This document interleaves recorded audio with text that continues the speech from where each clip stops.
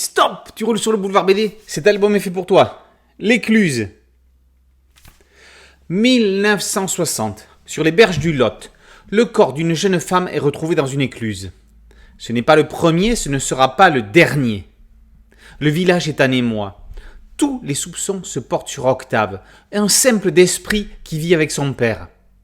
Le gaillard doit faire face aux lazzi et colibés, à la cruauté humaine, notamment celle d'Alban, qui pointe du doigt le coupable idéal. Heureusement, il y a Fanette, la belle Fanette, qui va prendre le contre-pied dans cette affaire. Si Victor Hugo avait placé l'action de Notre-Dame de Paris dans le futur d'un monde qu'il ne connaissait pas à l'époque, l'histoire se serait passée à Douel, dans le Lot, à quelques kilomètres de Cahors.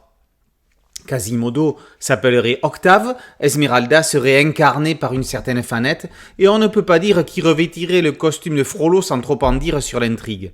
Ce qui est sûr, c'est qu'Alban n'aurait pas joué Phébus.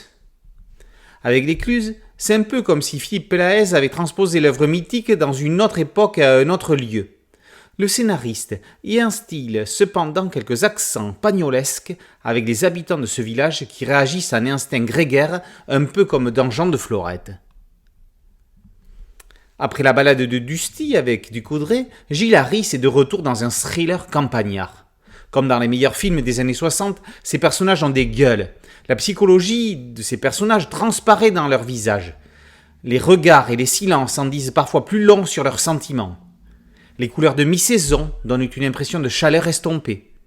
Dès la première planche, le drame est en marche et rien ne peut l'arrêter. L'Écluse est de ces polars villageois ancrés dans leur époque.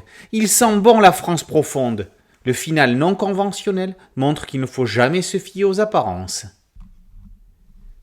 L'Écluse, par Pelaez et Harris, est paru aux éditions Bambou dans la collection Grand Angle. Boulevard BD, c'est un podcast audio et une chaîne YouTube. N'oubliez pas de liker, de partager et de vous abonner. A très bientôt sur Boulevard BD. Ciao.